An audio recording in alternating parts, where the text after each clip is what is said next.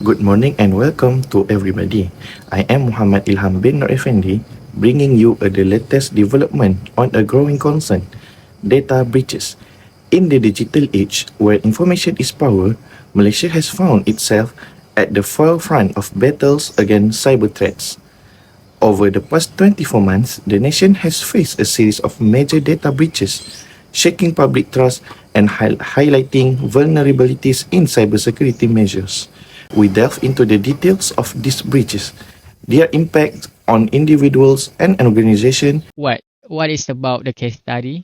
So the case study revolves around a series of significant data breaches that have been tripping over the past 2 years in Malaysia, affecting key sectors such as a banking institution, multimedia and broadcast agency, and also the government electrical agency. A notable instance include the authorized online sales of personal information belonging to over 30 million people, comprehensive voters from the Election Commission (EC), as well as a customer of Maybank and also Malaysia. The data contains sensitive detail like my card numbers, address, and also the mobile number. So now moving on to the next questions regarding where did these data breaches affect us as Malaysians. So these data breaches have affected Malaysians both living in rural and urban areas regardless of their location. The digital nature of these attacks transcends geographical boundaries and socio-economic backgrounds. So this vulnerability creates a widespread unease that reaches every corner of the country, eroding public trust in the very tools that have become essential for daily life and economic participation.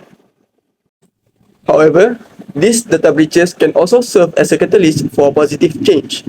A nationwide review of digital security measures is already underway, driven by a collective sense of urgency.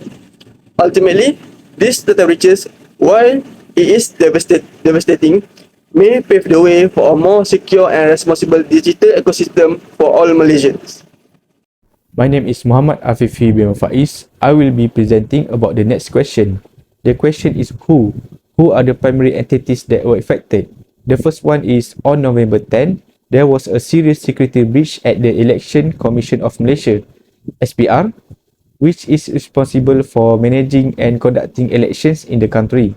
Hackers gained unauthorized access to the Commission database and stole important voter information.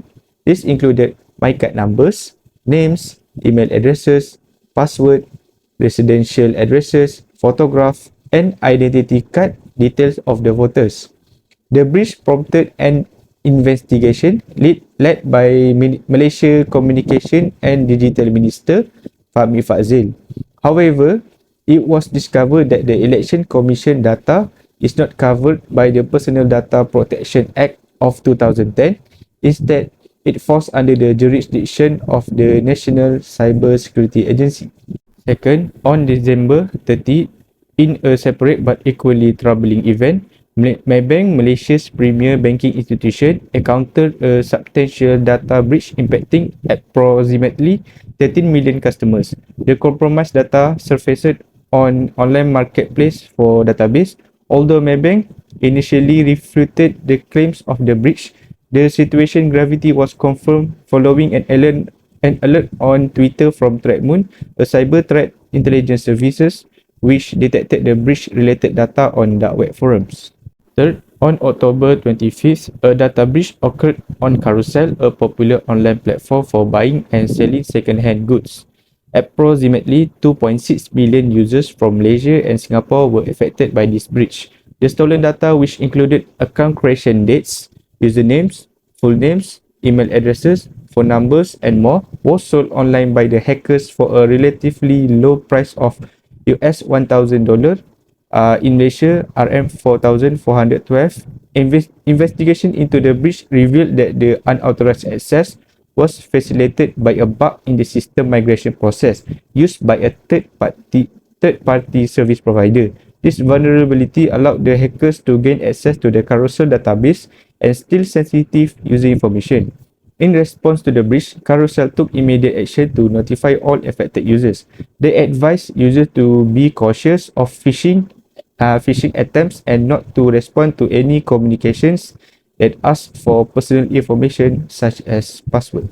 Fourth, on September, a group of hackers posing as a grey hat cybersecurity organization claimed to have breached the civil servant e-payslip system, e-Penata Gaji, to expose its vulnerabilities. They alleged that they were able to access over 1 million rows of data from the database, which included government employees' MyCard, numbers, ranks, departments, payslip numbers, email addresses, and mobile phone numbers. Additionally, the hackers claim to have extracted nearly 2 million payslips and tax forms in PDF format, totaling 188.75 GB in file size.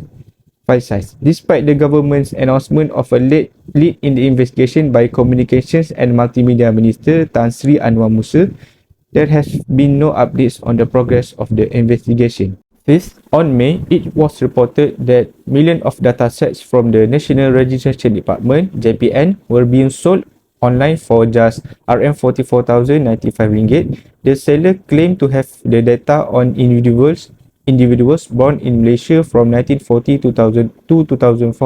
The dataset, which was said to be 160 GB in size, included full names, identity card numbers, addresses, date of birth, genders, races, religions, mobile numbers, and base 64 encoded photos. On November 5th, budget airline AirAsia was targeted by a ransomware attack known as Dizin, compromising the personal information of 5 million passengers.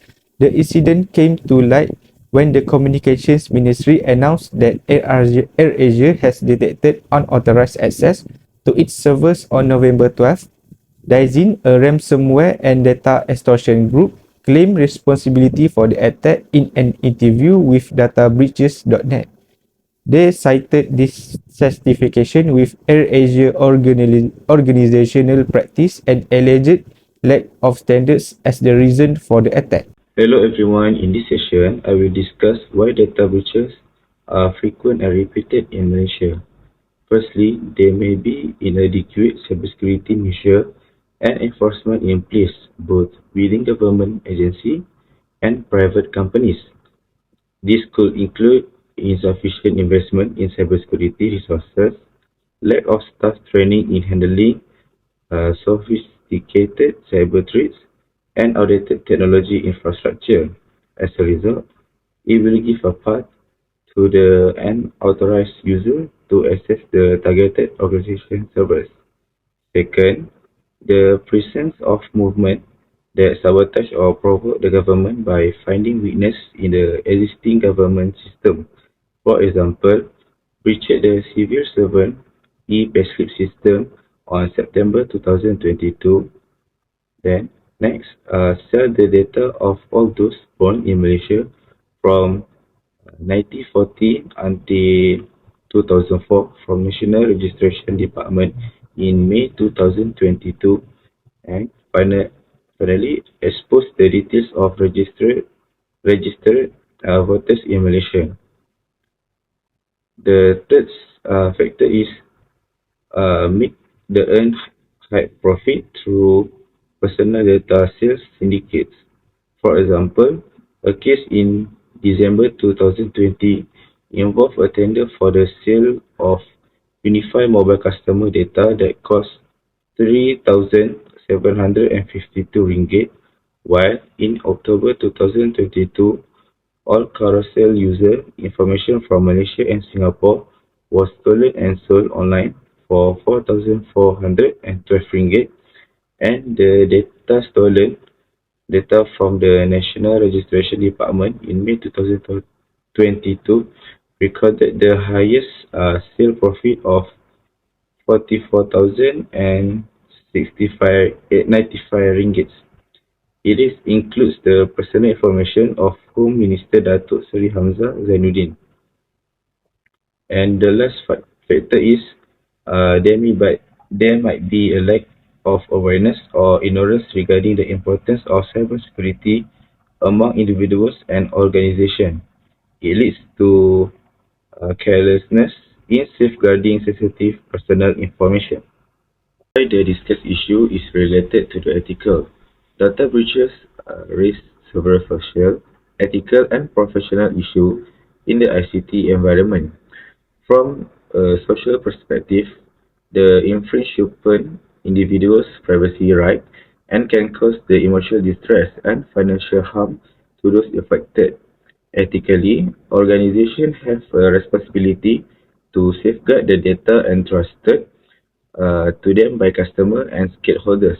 Failure to do so can be seen as a breach of trust and ethical standards.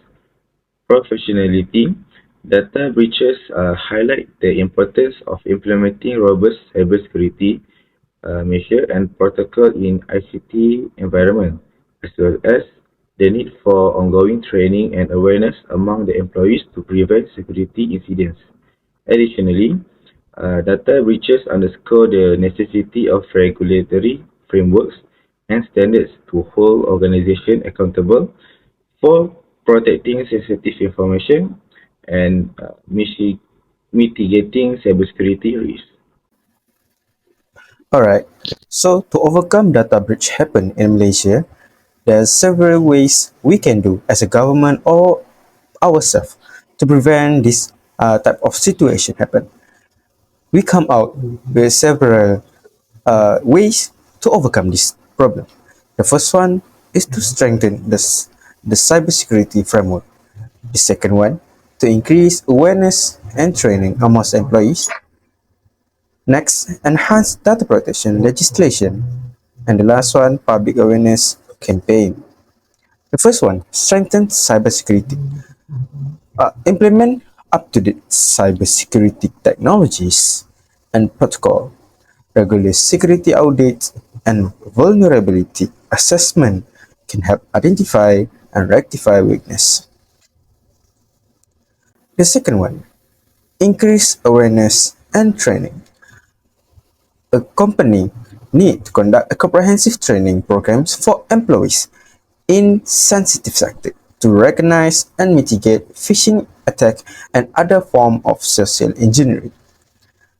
Enhance data protection legislation, review and strengthen data laws relating to data protection and cybersecurity to ensure they are in line with the global standard and capable of addressing new challenges.